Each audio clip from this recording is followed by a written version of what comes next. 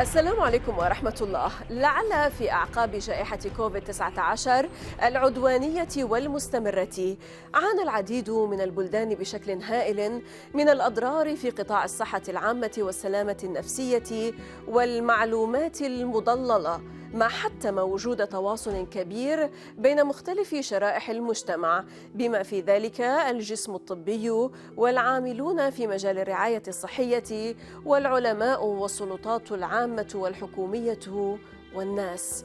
هذا الأمر يستوجب تنسيق متوازيا مع الجسم الإعلامي وبث الأخبار الدقيقة والصحيحة والتعاون بين الأفراد.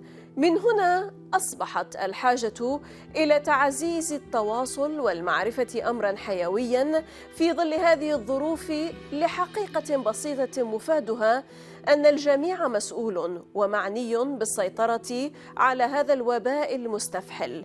اليوم وأكثر من ذي قبل بات التواصل الصحي ضروريا على أن يتماشى ذلك مع العلم والحقائق العلمية، ولكن دون هذا الأمر عقبات وتحديات وتعقيدات. يطيب لنا أن نستقبل من العاصمة الماليزية كوالالمبور الأستاذة مهالتشمي أروجانان، العالمة الهندية الماليزية التي انتخبت من ضمن 100 شخصية الأكثر تأثيراً في مجال التكنولوجيا الحيوية في العالم من قبل Scientific American Worldview في عام 2015. نبحث معها استراتيجيات إدارة المعلومات المتعلقة بفيروس كورونا المستجد، وما المقصود بوباء المعلومات، وكيفية السيطرة عليه، وما أبرز السبل للمضي قدماً في العلاقة بين العلم والإعلام والمجتمع. أهلا بكم إلى حلقة جديدة من الداخل، معكم زينب صفار، تابعونا.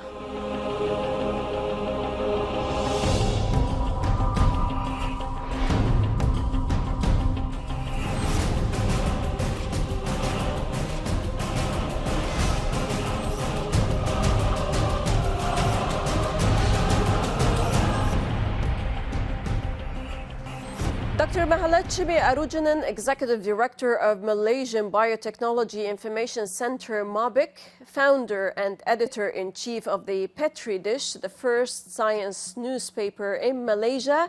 Welcome to Min Al-Dakhil from the inside, ma'am. Thank you very much for having me. Pure pleasure to have you always. Well, Dr. Aroogananan, you have an outstanding work in connecting science, engineering, technology, and society, both in Malaysia and internationally. Tell us about the importance of bridging the gap between science, media, and society, especially in the context and in the wake of the COVID-19 pandemic. Thank you very much for this opportunity, and thank you for this question. And we saw at the wake of the pandemic, there was so much of what we call infodemic, where there is a disarray of information, fake news, pseudoscience, and all this causing confusion among the public, and many, not only public, but we also saw confusion among authorities and politicians, policymakers. So for all these things, it is important to communicate science. And for very long, science have been perceived or seen to be belonging to an elite society, which only those who are working in the science area. So I strongly believe science has to be democratized. Science information should reach the society for many reasons. I'm sure we are going to talk about why all these things are important. Well, Dr. Maha, science communication is an obligation beyond R&D, research and development. Sir Mark Walport, the UK Chief Scientific Advisor, says, quote, "Science isn't finished until it is communicated. The communication to wider audience is part of the job being a scientist, and so how you communicate is absolutely vital," unquote. To who shall we communicate science and how? Science, as I said, science have been perceived to be belonging to only the elite group, which are the scientists. But if we look around us, everything that we do from the time we wake up until we go back to bed is science. Look at how we are communicating today. We won't be able to do this without science and then technology. And every decision we make in life, what we eat, how we drive a car, how do we conserve environment, and during this pandemic, what do we do about the pandemic? What are the SOP, standard operating procedures that we follow? What do we do? What type of symptoms we should be aware of? So if we look at all these things, everything we do in our life has got science. So when you ask me who should we communicate science to, I would say everyone. And who is this everyone? So for me as a science communicator, my regular stakeholders or target audience are policymakers, politicians, media, scientists, students, teachers, including religious scholars, farmers, industry players, and investors. And I've got reason why all these people are very important. We will talk further about the different publics to which science ought to be customized. Now, and I would repeat the question, what is science communication and why is it different in comparison to corporate communication? Science communication is where we communicate science to someone who is not in the same field. So I'm trained as a microbiologist, and if I communicate science or new agriculture technology, for example, to farmers, that is science communication. But if I communicate microbiology, say my area of research, to another microbiologist in an international scientific conference, that is not science communication, that is scientific communication. So science communication is communicating science, translating science to those who are not in the technical area. And what's the difference between corporate communication? A lot of time, institutes like research institutes and universities, they feel science communication is not very important because they have corporate communication. But it's really different. As I said, science communication is to lay person, lay public, but corporate communication is about branding the institute. And this is often done to their who they think can benefit from. For example, corporate communication is like, it's like an advertisement for their institute. It's not really going to the society. So that is the main difference. Right. In talking about strategies for COVID-19 infodemic management, first, ma'am, what is meant by infodemic, how to manage it, and what are the challenges and complications so far? Infodemic first is all those so much of information, and all this information, most of it when it is not really based on science. It could be fake news, or it could also be pseudoscience. So when so much of information come at the same time, especially at the time where there is a crisis, and during a crisis usually the public will have so much of concern, right? All of us are living in so much of concern. Can I go out? Will I be affected? How about my children? How about the vaccine that's being developed? So the concern is very high, but the trust is very low. Now, in many countries, the trust on government is declining. The trust on scientists, on vaccines is declining. So this is what happens during infodemic. And for infodemic management, I would say we should not wait for a crisis to happen. Science communication should take place every time, regularly, consistently, so that the public is always aware of science and they can make informed decision. So when we do science communication during a crisis, it is going to be very difficult, but yet we should still be doing it. Now, why do we have to communicate science? Do you agree that the science community is still not ready to communicate their information to the public? Did the COVID-19 expose that reality, that gap between science and society?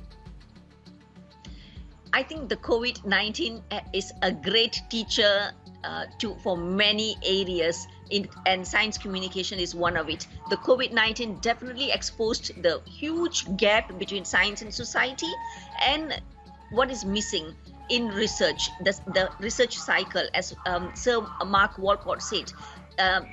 R&D is not completed until it is communicated to a wider audience. And COVID-19 showed us that. You see, even before COVID-19, we already have a large population who do not believe in vaccination. So during COVID-19, it's going to be worse. So these are the reasons why we need to communicate science.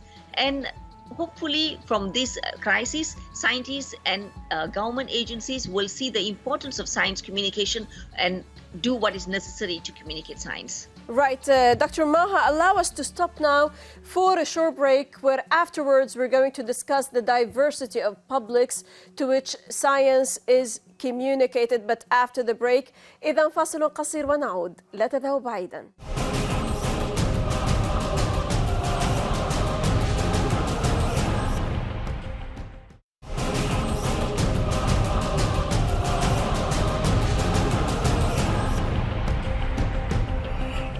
أهلا بكم من جديد. Dr. مهالتشمي أروجانان, Executive Director of the Malaysian Biotechnology Information Center. Welcome back to الداخل from the inside, ma'am.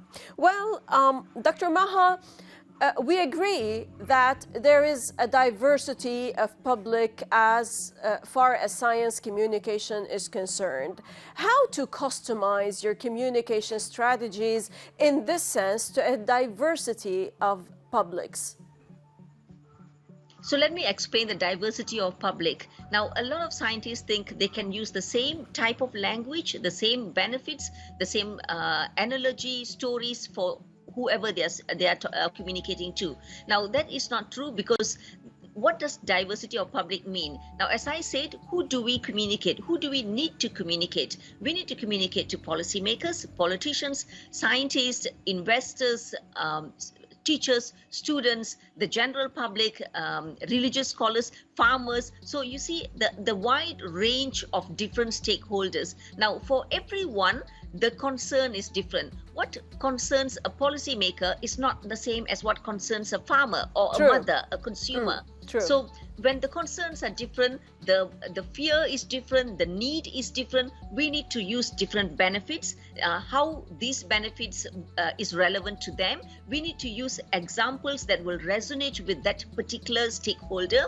We need to use different languages. You know, when I say languages, it is sometimes the real languages. Like if we were talk to an Arabic group, then it's best to speak in Arab. If we were talk to a Chinese group, then best to speak in a local language. But the meaning of language is also the way we repackage the scientific information. It has to be repackaged or customized in a different way so that it resonates with these different stakeholders. Now, then we also need to use different examples, different analogies. All these have to be different. So this is how we customize messages, scientific news for different stakeholders. To make it more comprehensible to whoever you are addressing. Dr. Maha, you have pioneered a dialogue between the ulama and scientists. How successful were you, and to what end? I mean, many scientists believe that science and religion collide and divorce. This was really a good experience for me. You know, that particular topic was genetically modified crops and food. So there were already some issues where in some countries genetically modified foods had a blanket fatwa saying that it is haram.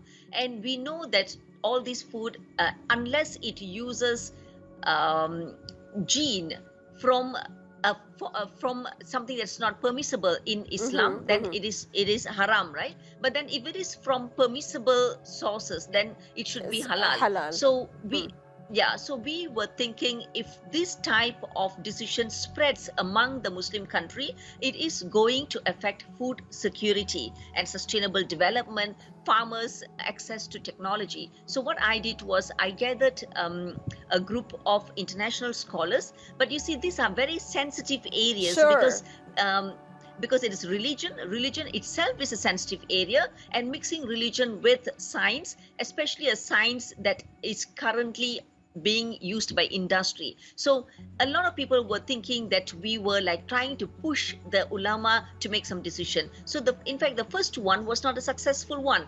The negotiation failed halfway because there were so much of worries that are we influencing the scholars or the ulama. And what I did the second, so we had to do like 3 workshops to get a real resolution. And you see, these are the problems we face during communication. It could be sensitive, people do not trust us, and we might not get the right partner. So the second one we did was very successful because I engaged the World Halal Forum. And this is an international organization, and they've an office in Malaysia. So I engaged them, and because they had the credibility, and this is where we need to get the right spokesperson, the right communicator. So they came on board, and then we got all the scholars from the major Muslim countries, including Arab Saudi, from the Fiqh Council, and from Iran and many other countries. And then we told the scientists, look, as scientists, please do not make decisions on religion. You just explain the technology to the ulama. Let the ulama make the decision based on the hadith and the Quran. And it was very nice because the ulama, to our surprise, was very open, and they were extremely learned so people. It was a lucid communication between you and between the scientists and the ulama. It was. So they, in fact, tell me if I'm wrong. The first word in Quran is ikra. Is that right? Sure. Yeah. So it means knowledge. So the ulama told us. I learned a lot myself, being a non-Muslim.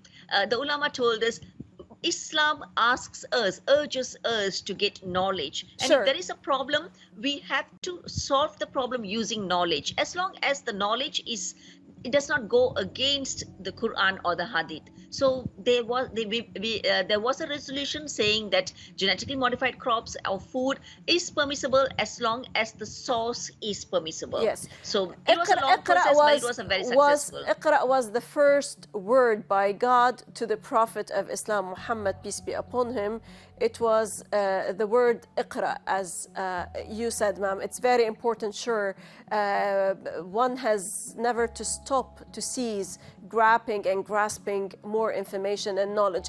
Now, this is not only the area where you had challenges. At the policy level, Dr. Aroogananan, you have actively engaged policymakers and politicians in various countries to provide them with key information on biosafety and biotech to support developing biosafety regulations. You've also played an influencing role to support science-based policies and regulations around the world, especially in developing countries. To what extent is it favorable, intrinsic, and much needed to have a scientist who is a communicator and who can understand the political game? You see, I would start answering this question by saying science allows us to do anything.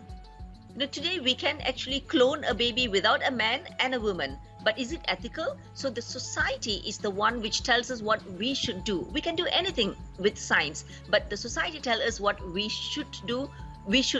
So this is where scientists have to really communicate, and where they have to be guided by the societal needs, by the religion of the country, and by the value, by the moral, by the ethics of the people. So this is where scientists have to understand all these things, and they should start communicating. And for biosafety, it is all very important. As I said, so many things can be done, but until now we are still struggling in many countries where these regulations or policies are not science-based. So if we allow regulators who are lawyers, for example, just lawyers and policymakers and bureaucrats to make decisions, these decisions are not going to be science-based. So that is why I say scientists should communicate and get involved so that they can influence policies and regulations. So these policies and regulations do not stifle R&D. To add to the matter more, Dr. Aروجانان, as the global coordinator of the International Service for Acquisition of Agri-Biotech Applications and the executive director of the Malaysian Biotechnology Information Center, where in both positions you have been working in the developing world to create the political will to embrace innovations brought about by modern agri-biotechnology. How far were you successful in making those involved cooperative? Well, as I said, it's not an easy task. Political will, you see, what happens with political will is sometimes personally, the politicians are supportive of the technology, but they are under pressure of the public because they have to make popular decisions. If the public says we don't want all these new technologies, we are afraid, then the politicians just follow, although they know that this technology is beneficial. So it is not very easy, but we have made very good progress in many countries. If we look at Africa, for example, today, Africa is moving forward. Those were the days many years ago where African politicians were also very afraid to make new decisions on new technologies. But today we see many countries in Africa is approving and adopting GM crops, for example.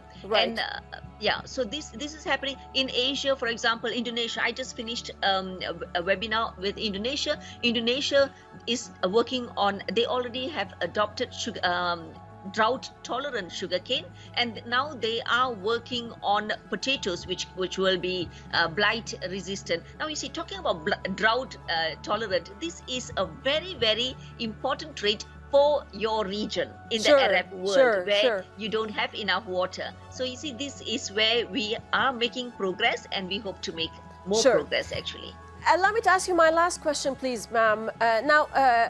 Recently, Mustafa Science and Technology Foundation, in partnership with Eco Science Foundation, through the Science and Technology Exchange Program STEP, emphasized the quintessential importance of knowledge exchange among the policymakers, scientists, physicians, and people, and believe that health communication is a vital way of lessening this pandemic's negative consequences. What is the way forward in your perspective, Dr. Aروجانان? Briefly, if I may.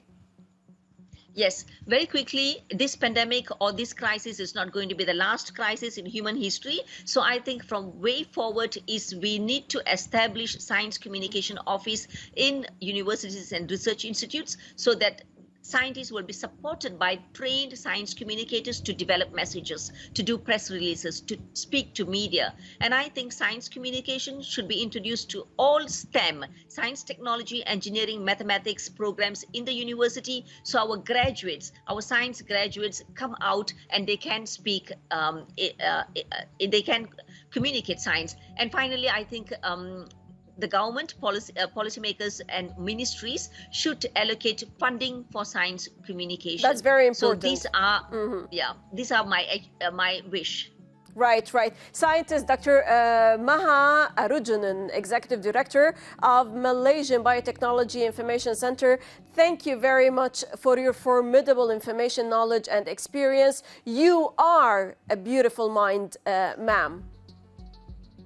Thank you so much. Thank you so much. All the best to all of us and to the Arab region as well. إن شاء الله. Always a pleasure to have you. والشكر لكم مشاهدينا الكرام على طيب المتابعة. للتفاعل أكثر تابعونا على صفحات السوشيال ميديا من كل فريق عمل من الداخل من كل الميادين. السلام عليكم ورحمة الله.